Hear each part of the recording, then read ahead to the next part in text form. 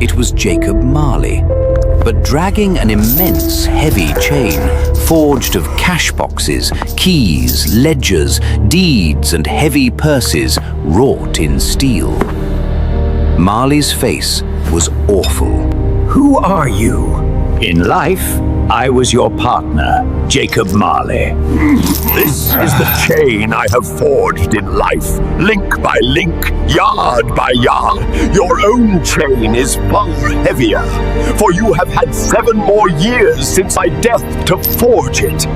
I forged mine link by link through greed and worldly care.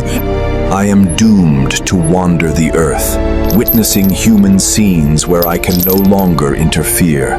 My sole mission is to warn you, Scrooge. You will be haunted by 3 spirits. The first will arrive when the bell tolls 1, the second on the next night at the same hour, and the third on the night after, when the last stroke of 12 ceases.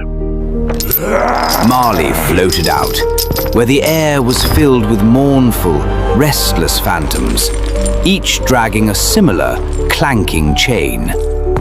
Scrooge staggered back to his bed, locked the door, and went to sleep, filled with a great, though still skeptical, dread. Scrooge awoke precisely at 12. He waited nervously, and when the clock struck 1, the curtains of his bed rustled. Are you the spirit, sir, whose coming was foretold to me? I am the ghost of Christmas past. The spirit commanded Scrooge to rise and walk with it.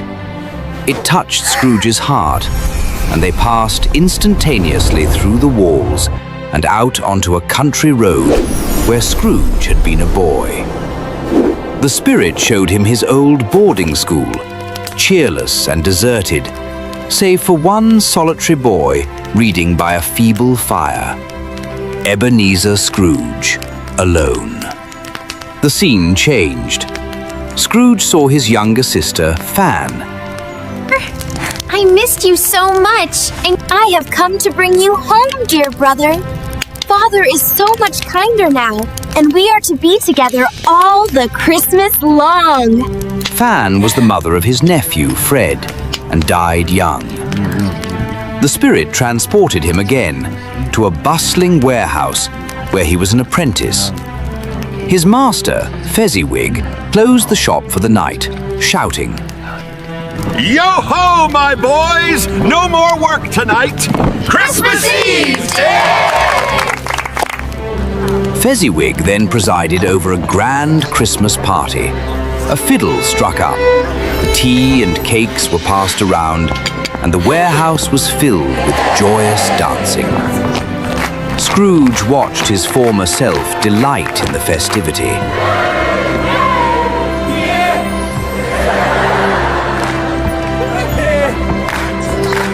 He has spent but a few pounds of your mortal money, and you praise him as if he were a benefactor of mankind. The happiness he gives is quite as great as if it cost a fortune. The words struck Scrooge's ear, and he hung his head, for he was thinking of Bob Cratchit. The scenes became more painful. Scrooge saw himself as a young, striving man, with another person seated beside him, a beautiful young woman, Belle. It matters little to you, very little. Another idol has displaced me, a golden one. My dear Belle, please understand that all my efforts are for our future. I have seen your nobler aspirations fail and your love of gain grow strong. I'm sorry, Scrooge, but I can't do this anymore. She dissolved their engagement. The old Scrooge groaned, seeing his greatest regret. Finally, the spirit showed him a home scene years later. Belle was now a mother, surrounded by happy children and a kind husband. Scrooge could bear no more. The ghost remained impassive. Scrooge wrestled with the spirit, and with a sudden force of desperation, he extinguished the light emanating from its head with its own cap. He found himself back in his own bed, exhausted, falling into a heavy slumber. Scrooge awoke as the clock struck 1. He was now prepared and waited for the next spirit. A mighty voice called his name, and a flood of light shone from the adjoining room. Scrooge entered to find a most extraordinary sight. The room was transformed into a paradise of Christmas food. Enthroned upon this mountain of food sat a giant spirit, glorious to see. It bore a glowing torch shaped like a horn of plenty, and wore a simple green robe bordered with white fur. The spirit had more than 1,800 brothers, one for every year since the birth of Christ. The spirit carried Scrooge out into the streets, where people were merrily scraping the snow and carrying their dinners. The spirit sprinkled incense from its torch upon them, which caused any sourness to vanish instantly. They flew to the poor dwelling of Bob Cratchit. They found Mrs. Cratchit and her children preparing the modest Christmas feast. The 2 young Cratchits came running in, boasting that they smelled the goose. Then came Bob Cratchit himself, carrying his youngest son, Tiny Tim. Tiny Tim was a cripple. He bore a little crutch and wore iron frames upon his limbs. The family sat down to the tiny goose, which they magnified with praise. Bob offered a toast. Scrooge was deeply moved. Tell me if Tiny Tim will live. The spirit quoted Scrooge's own words.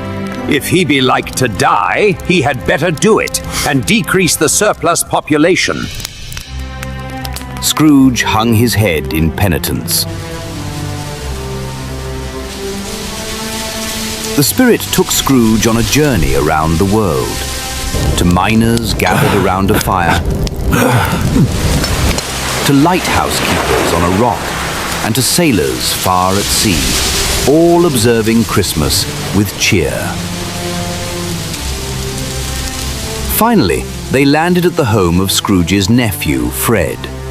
Fred was laughing heartily, and his guests were laughing with him. They were discussing Scrooge, who Fred insisted deserved pity, not anger. Fred proposed a toast to his uncle. He drank to him merrily.